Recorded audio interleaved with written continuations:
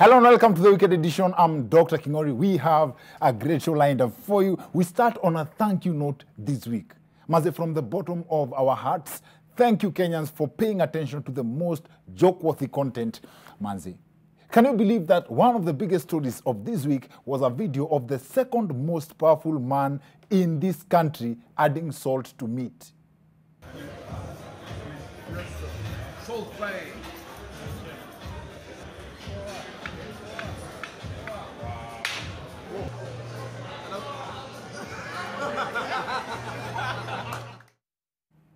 Mazi, that's the Deputy President of Kenya, William Ruto, and the famous chef, Salt Bay. Isn't it funny how this made news? Na sio mara ya kwanza DP ameonekana mahali akiongeza chumvi. You remember when Jubilee came to power, akasema ni kama President Kibaki alivunja dirisha za State House. The only complaint we found in the media is that when Kibaki was clearing, he had been accused that there was a broken window somewhere. And so the fellow signing the clearance forms had refused to clear him. And it was said that he complained that he found the window broken. He didn't break it himself. But when we came here, we found that that story about the broken window is not true. All the windows were all right. I can give examples of that all day, all backed up with video evidence. The famous stadiums. Mnataka kusema hamkuona hapo DP iliongeza chumvi kidogo? In 3 months' time, the stadium in Moyale will be complete. In 6 months' time, the stadium in Kamarin in West Pokot, which is historic, will be complete. So instead of 5 stadiums, we actually went for 9, just to make it good and to make it better. Instead of 5, we went for 9 just to make it up on the chumvi iko, for those who missed it. Tuendelee. Now, there's enough videos of the Deputy President akiongeza chumvi. In fact, one of the most famous must be his narration of the alleged kung fu incident at Honorable Weta's house. Hii manyumba iko maneno mingi. Lakini sasa hata kama umepigwa na bibi yako, wewe unaenda kwa police station kwenda kuripoti. Si unanyamaza unasema bora watu wengi hawajaniona wacha ninyamaze. Considering the relationship between NASA and Jubilee coalition at the time, hizo remarks za DP kwa hiyo story ya Weta are the literal definition ya kuongeza chumvi kwa beef. We have a classic show lined up for you. Our guest for this episode happens to be one of your favorite Kenyan actors. Mase. He goes by the name Dennis Mogo, lakini wengine wanamjua na character alikuwa anapiga pale Tahidi High. Arguably the most famous high school bully on TV. OJ is in the house. We'll be talking to him in a bit, but first, there's a picture, this picture that of a group of people said to have been taken in Ghana. It's reported that this was a mob justice event. So the story is that after beating up the thief, the mob noticed that he was getting weak. So they allegedly decided to get him an energy drink. Talk of the literal definition of negative energy. Now, I had so many questions in my mind the moment I saw this. Now, 1, what if the thief was allergic to energy drinks? Number 2, hata kama ni hospitality, was he involved in the procurement process? Wasee ngojeni kidogo, ngojeni wasee. Ngojeni kwanza. Huyu jamaa ni kama anaisha nguvu. Wewe baba, ngoja kidogo, kabla uingie kichapo round 2 utakunywa nini? Maze alafu waende kwa duka. Na mnajua vile watu wa duka wanakuanga watiaji. Saa zingine. Now, sina energy drink. Muulize kama atakunywa kahawa. Hataki? Basi atakula glucose. And come to think of it, if this happened in Kenya, ni geto gani hiyo mtu atapata energy drink emergency response hivo? Well, I have been unable to comprehend the level ya madharau iko kwa hiyo gesture. It's such a sad thing to see ordinary people behaving like politicians.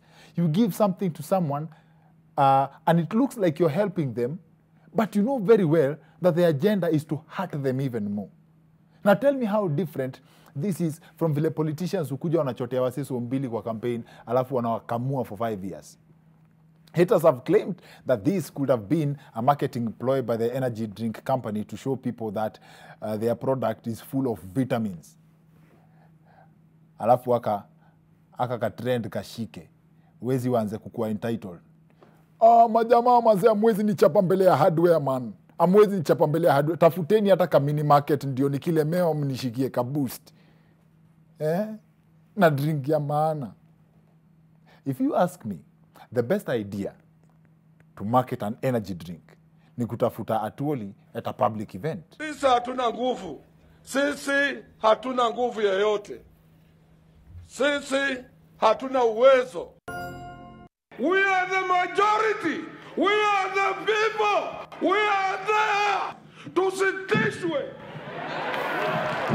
In other news, Koffi Olomide, the famous Koffi Olomide, was in Tanzania this week to follow up on a collab with Diamond, and again his feet were trending. Watu wanasema alikuwa amevaa ile gunia ya kisiagi.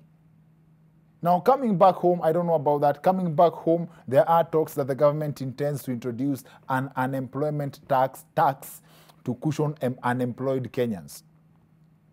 This proposal has angered a section of Kenyans, but critics don't understand what the anger is all about. This is how it has always been.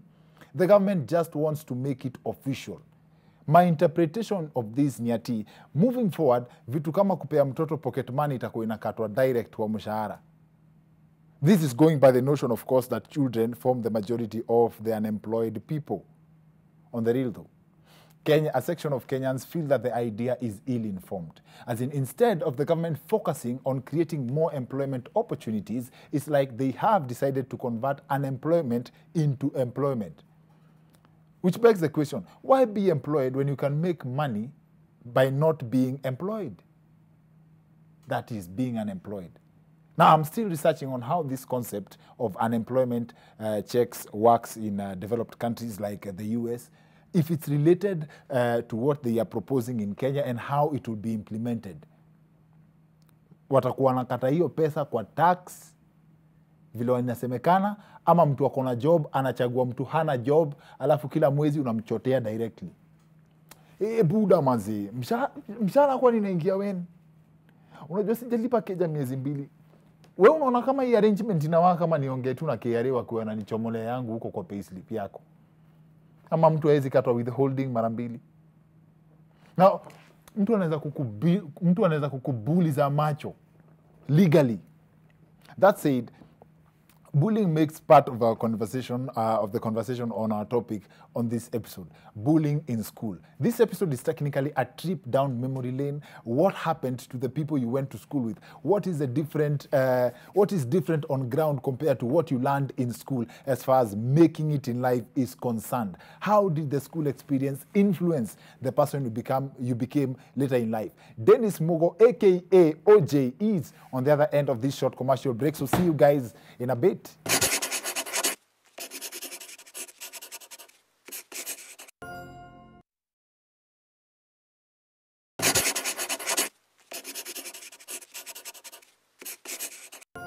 Welcome back to the Weekend Edition. I'm Dr. Kingori Shonzito. Kama kawaida vile miwambia, our guest for this episode is the real OJ. Dennis Mogo manze ako kwa show leo kabisa. Embu Town is very well represented on this station tonight. Kamili kaka. Mambo Vipi? Poa sana. True. Karibu sana. Thanks for having me, of course, bana, eh? Asante. Nilikuwa nashanga utaniita lini bwana? Sikia siasa. Ai, atisaju niko Embu, eh? Unaniita sijui after our guests wameisha. Kwenda huko. Maguests sasa ndio wameanza. I guess ndio time poa kukam juu. Coincidentally tukikucall tulikuwa tumeguess automatically uko Embu kwa sababu kipindi OJ Flix inafanywa Embu exclusive. We shoot it from Embu. Yes. Hotel inaitwa Isaac Walton. Yes. Hapo ndo si ufanya OJ Flix. Embu to the world. Embu to the world. You're preaching from the mountain. See hata hii studio yako tunaweza ipeleka Embu na tushutu. Inafai. Na bado kipindi itaonekana? Itaonekana. Na hakuna kitu linibamba kama the last time nilikuwa Embu nikapata Talent Academy ni functional. Yeah. Umeanza kuchomoa wase wengine? So far Talent Academy tumetoa vijana 4 and bado tunawapush kwa wase. Okay. But it's talent that we believe in. Na ni kazi tunafanya na inatusaidia hata kindani. That's good vibes. That's good vibes. Good vibes. Sasa leo tumekuleta na topic yenye na feel ni perfect. Perfect in the sense juzi wase wana trend na mambo ya bullying. bullying in high school nini. And then tukaanza kufikiria na squad yangu, maze, wale wase walikuwa shule, kuna wase mlikuwa mna feel ase ndio wata make. Alafu vitu zikakuwa different. Wale wase hawakuwa mnafikiria wata make, vitu zikakuwa, yani mambo on ground ni different sana. But then again, I believe ni poa tukianzia kwa character ulikuwa na play kwa Tahidi High ilikuwa ni aje wewe ni bully wewe ndio kusema ilikuwa na relationship na vile high school days zako zilikuwa OJ acha kwanza nianze na character OJ kwanza ilikuwa boy ametoka ghetto sasa amepatiwa scholarship kwa shule ya ubabi so kulikuwa na ile element ya kufitini kwanza ile culture shock huyu jamaa ametoka ghetto alafu amekaa kwa kuna watoto wa maambassador nini so yeye kufitini alikuwa ngana try sana juezi hata ongea lugha yao say so yake ilikuwa ni vitendo soka kuwa bad boy same thing kuwa bully ndio uweze kupulio kitu ikae too real ama that convincing inaweza kuwa na element of truth unaweza kuona umeihanda mono ukiwa shule kufua shati si kuhanda mono hiyo si ilikuwa right of passage bro ama kwani nimekosea kufua shati that is forced labor that is forced labor sasa tulikuwa na boya mkate though wewe mwenyewe umeihandwa nishaihandwa acha nikuchapie story kuna jamaa alikuwa aitwa Dexter Gikas Dexter unajikumbuka Dexter Gikas sasa mimi nimeenda Nakuru High sawa Nakuru High mazee masura ziko huko ni personal yani jamaa akikuangalia form 4 wako na mandevu wako na watu hii wasa wa bigi yes mimi niko na Dexter Gikas pekee ndo naona nikaa tuna relate na yeye ndo ule form 4 ni team yellow skin brown skin hivi ni nini mimi nikaona huyu jamaa ndo ataniprotect buda kikulacho kinguo ni mwako huyu jamaa walikuwa wanasoma kitabu inaitwa Shamba la Wanyama unaijua nilisikia sana hiyo Shamba la Wanyama page 16 kulikuwa ngana ngoma yenye wanyama ilikuwa ka anthem ya hao wanyama sawa yes ilikuwa nenda ndugu zangu wanyama mlio karibu hapa karibuni something like that mpaka mko na tune mpaka kulikuwa na tune Dexter Gikas juu anataka kupita mtihani yake ya form 4 ananiita ananiambia simame hapo nimwimbie hiyo ngoma mpaka alale ndio huyo ndugu zangu wanyama usiku na ametoka ku extend classes so amekuja kitu kaa 2 form 1 walishalala sijui saa 3 naimba mpaka unajua ile Adante ile ngoma sasa inaanza kupelekwa chini sasa unashukisha ndio sasa usisumbue wanyama so unasikia kijamaa kimeanza kulala ulikuwa unajuaje ashalala ulikuwa unakicheki unasikia kijamaa kishaanza kudozi sasa kishalala unafunga kitabu shida ilikuwa kufungua hiyo mlango yake sasa unajua anaishi kwa cubes form 4 yes mazee unafungua hiyo mlango yako jamaa kinaamka rudi hapa unaanza tena from square one tops bana na so bullying nimepitia my meet after hiyo shule tuna time tulipata hata sasa sisi ni mabeste we had coffee nini sasa hizi tuna chill tuko tu sawa na sasa hiyo ndio inauliza msiujiuliza kuna jamaa fulani ile alitoa list ya mtandao akijam akicall out wase walimhanda shule as in should people take it personally ama accept to ni system ya life vile yuko of course not in support kuna wengine ni fun but kuna wengine wase upeleka extreme don't support that in any way but yeah, fun is fun boys will be boys girls will be girls but wase wanafaa kuitake personal no daktari watu wakiendelea kubeba vitu zinawa hurt kwa roho yao for ages and ages and ages utai grow lini when will you learn to let go of pain ama unajua get it out of your system find a way to get it out of your system this is what I would say kwa sababu as much as we can ban it na si ati it's allowed no it's not allowed in any school but iko sawa probably someone went through bullying in school alafu unapata hii kitu imekuwa affect mpaka you're 40 something bado unakumbuka kitu ile happen unajua if you can find a way to let that baggage go if it's too if it cut you too deep there's therapy you can but usibebe kwa roho yako because life has to move on ulikuwa mna define nini as utiaji mblaina pretender nito mpaka pretender yani ni jamaa seme anajifanya kitu it's not him or her Unajua, mimi nilikuwa mix school so nasema himo ha. Mlisoma na madem. Ulikuwa na mayanks. So amjui experience ya funky ati yeye mnaenda kuona madem kama tourist attraction. Yeah, sasa unajua sasa nikisomea na Tahidi High, madem walikuwa wanaambiwa wanyoe. Sasa ungekuja chuo ya maboy. Ungeona tu yani ukiangalia vichwa unajua hao wote. Hao ni vijana. Mpaka uangalie chini ndio jeki kuna maskat. So tukienda funky tulikuanga sana tunaenda kuangalia nywele za madem. Madem wako na sasa machuo zingine kama Moifoses girls maka amekufungia hapa hivi mazo unapambika. Na sasa sio ndio ilikuwa outing yetu. Sing of your boys tulikuangana noma fulani. I think sijui ilisaidia wasee aje kugrow, but I think hii culture ndio ufanya wasee wa kuwa mafisi in life.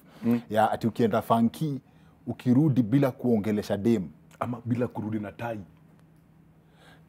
Amko mna collecting matai. Unakatia demo wa Moifoses, unakatia demo wa Bahati girls nini. Unarudi umeshikilia tai kaa 6 hivi. Wewe ndo kusema. Wewe ukirudi na matai. I think nakumbuka, but mimi I think nimeikauka. Wewe unajua wewe kukatia sio mchezo bro.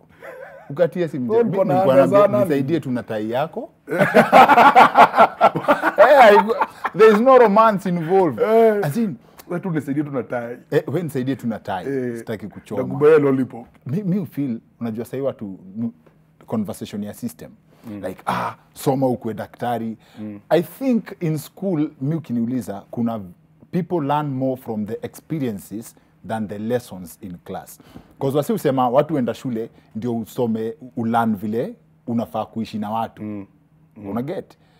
Do you agree? I totally agree. I'll give you an example. Saizi my son ako home na unajua kusoma that's not an issue. Like there's a tutor, kuna tutor anakuja every day. Anampatia assignment, you know. In terms of books is not really the issue. But sasa ile kitu naogopa ni in this one year his social life. Unajua like he's stuck in the house atoki birthdays ni once kutoka hapo mna sanitize hao mzima ni nini. So the social element of being kwa system, the experiences that you get from interacting with different people, different personalities, different characters. Hiyo ndio kitoka nao sasa into the real world. Ndio maana unasikianga kuna watu aina mbili book smarts and street smarts. Sasa utapata msee yako street smart akitoka huku nje kumanuva na kudeal na wase kuunda do inakuanga hivi. Hata kama jamaa kusomea seme accounts ama kitu kama hiyo. Lakini vile ana manuva tu hivi ni nini maybe he was the poorest at accounts, but utapata vile yeye ana connect na msee that experience alianza nao kutoka kitambo. Si vitabu, hakuna kitabu ya accounts ishai kwambia how to deal with whatever a client or someone. Then hata umesema point poa sana which niko nafikiria nikuulize as a young parent basi ukiangalia boys wako wakigrow, do you judge him based on how you grew up in this sense? Like mtoi wako akikuja kuambia amepigwa na mtoi mwingine, right? Wewe kama baba yake unafaa kwenda kuvaa huo mtoi mwingine kuambia mtoi wako adeal na hii case kama mwanaume ndio akue ndio agrow akiwa ndume. Now you're swali fiti because at the end of the day mimi naangalianga vile I was raised and what that resulted to where I am right now. So in terms of making decisions zake, I would like him to be able to actually make his own decisions. Kama kuna vita ajue vile ataihandle. Heri aniambie mimi nimwambie we deal now 1 2 3 sawa. We deal now hivi. Unaweza mwambie hivyo? Nitamwambia. Mtu wako akikuja kuambia amevaliwa, amepigwa na mtoi mwingine. Nitamwambia deal nayo hivi na hivi na hivi. Lakini at the same time pia nitaenda kwa mode nimwambie yeye hii shule ina gani ama nitaenda kwa mzazi fulani nimwambie wewe mtoi wako ni aje, lakini sitaingilia story ya watu hii. Let toys be toys. This is okay. Wewe ndio unaogopa baba ya mtu ashaini na wewe. Hata unaenda pale upate ule jamaa ni madharau ya team light skin na kazi yake vaa mtu. Hapana, sijasema hivyo bro. Ni kama mambo ya watoi. Check him. Uni mtoi. Yes. wana reason, kuna vile wana reason. Tumetoka tuko hapa kusema vile experiences za watu ndio zina wa define. Usipoacha mtoi wako ajue kudeal na mtoi mwenye anamvaa. Hiyo si ni experience. Enye next time either atavaa na ama atavalio tena ama ata keep the peace. Bas ni experience. That said, ni nini ingine ulilearn shule? Na this is not limited to high school peke yake. Either primary school ama hata primary school ama hata nursery school. I remember nursery school kuna hizi inter-house games. Nursery? Nilikuwa nursery. Class 1, class 2 hapo. Class 3 hapo. Nakuru lakini? No. This one I was in Nairobi Pentecostal Church Academy. Okay. Sasa, I remember nikakuwa kwa one of the races, the obstacle races, which was egg racing. Ile mayai kwa kijiko. Mayai kwa kijiko na toka teke. Sasa. So, nikaenda hit 1. And the first time I tried it, hata siku qualify. You know, lishika hiyo kijiko, mayai ikaekwa, run, hata 2 steps, hiyo mayai kadunda. And the next year came, na same teacher akaniambia now, hold the spoon, but don't hold the spoon mbali. Najua? Shikia karibu. Inaitwa rigging. Si rigging, wewe sikiza. Sawa. Nikashika, mayai ikaekelewa, tip, nikashinda hiyo race. Mpaka leo niko na hiyo certificate. Ili nifunza kitu. Don't work too hard. Work smart. There are different ways to skin a cat, lakini end result ni skinning the cat. Unaweza tumia long cut. Kuna watu wameng'ang'ana. Unajua?